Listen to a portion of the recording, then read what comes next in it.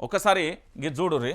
So Telangana రాష్ట్ర వ్యాప్తంగా రైతులకు సంబంధించి పూర్తిగా కూడా వరంగల్ ఎంజీఎంలో ఊడిన పెచ్చులు, రోగులపై పెచ్చులు పడి గాయాలు, ఆసుపత్రిలో ఇటీవల వరుస ప్రమాదాలు, పట్టించుకొని జిల్లా అధికారులు హాస్పిటల్కు రావాలంటే భయపడే పరిస్థితి. ఏంది, వరంగల్ ఎంజీఎం ఆసుపత్రిలో వరుసగా ప్రమాదాలు చోటు చేసుకుంటున్నాయి. పురుషుల సర్జికల్ వార్డు భవనం పూర్తిగా దెబ్బతిన్నది. ఈ వార్డులో బిల్డింగ్ పైకప్పు పెచ్చులు ఊడి పలుసార్లు కింద పడ్డాయి. భవనం పెచ్చులు ఊడి రోగులపై పడడంతో పలువురికి గాయాలైనట్లుగా కూడా చెప్తున్న పరిస్థితి మనం చూసాం. నేనేమంటున్నానంటే మా తెలంగాణ రాష్ట్రానికి సంబంధించిన ఆరోగ్య శాఖ మంత్రి దామోదర రాజనరసింహ అండి. మీకు తెలుసో తెలియదో, మన ఆరోగ్య శాఖ మంత్రి దామోదర రాజనరసింహ.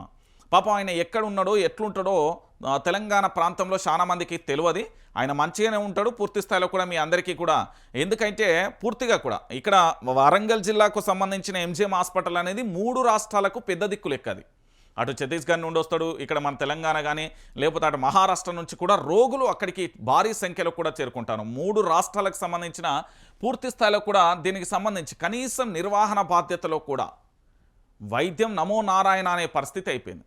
ఈ రోజులలో పూర్తిగా మీరు ఆలోచించండి.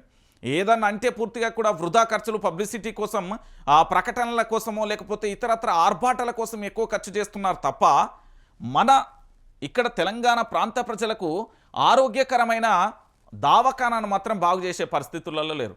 మనకు నిత్యం వైన్స్ ఎంత అమ్ముడు పోవాలి, దాంట్లో మద్యం ఎంత అమ్ముడు పోవాలి, అది ఎంతకు పూర్తి స్థాయిలో రావాలి, దాంతో ఆదాయం ఎంత వస్తుంది, గీ పంచాయతీ తప్ప తెలంగాణలో పూర్తి స్థాయిలో దావఖానాలు ఎట్లున్నాయి, మరి విద్యా సంవత్సరం ప్రారంభమైంది, విద్యా సంవత్సరం గాను ఎట్లుండాలి, ఇవన్నీ విషయాలు మాత్రం పక్కకు జరిగిన పరిస్థితి కనబడుతుంది. ఇక గింతకంటే దారుణం, గింతకంటే ఘోరం ఇంకేమన్నా ఉంటుందా? కాంగ్రెస్ పార్టీ అని మార్పు పేరుతో తీసుకొచ్చి తల మీద పెట్టుకున్నాం. ఇప్పుడు మనల్ని తంతపోయి బజార్లో పడాల్సిన పరిస్థితి ఏర్పడింది.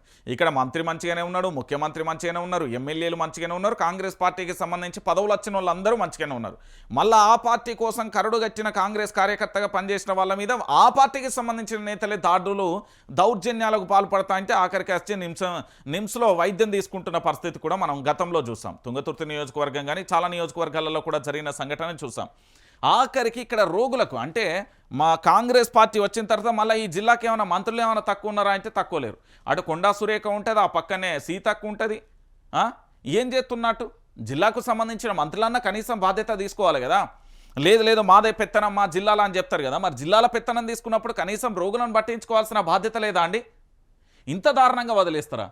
ఇక ఇది ఇట్లుంటే ఇది చూడరు. సమ్మె ప్రకటించిల్లు జూనియర్ డాక్టర్లు. ఒకసారి ఇక్కడ చూడండి. స్టైఫండ్ చెల్లింపులలో జాప్యం. ఈ నెల 30 నుంచి రాష్ట్ర వ్యాప్తంగా ధర్నా.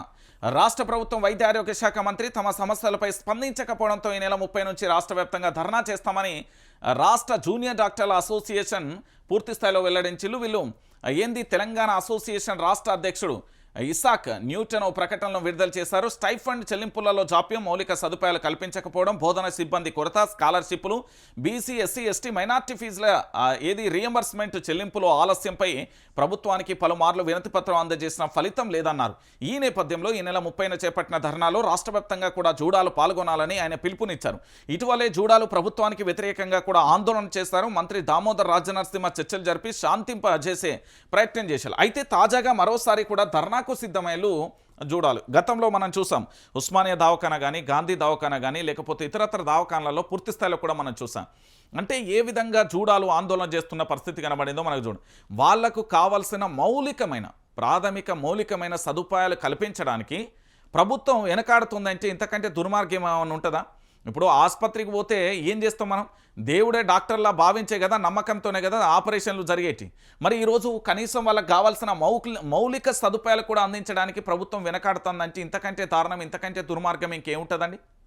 ఒకసారి మీరు అందరూ కూడా ఆలోచించాల్సిన పరిస్థితి ఉంటుంది. తెలంగాణ ప్రాంత ప్రజలరా, కాంగ్రెస్ పార్టీ వచ్చినాక ఏ వర్గం ధర్నాలు నిరసనలు వ్యక్తం చేయలేదో చెప్పుర్రి.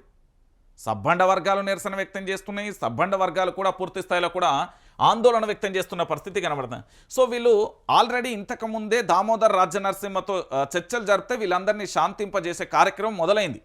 అది అయిపోయిన తర్వాత మరోసారి ఇలాంటి మళ్ళీ కూడా వాళ్ళు ధర్నా చేయడానికి సిద్ధపడ్డరు అంటే ఇంకొకసారి ఆలోచించరు.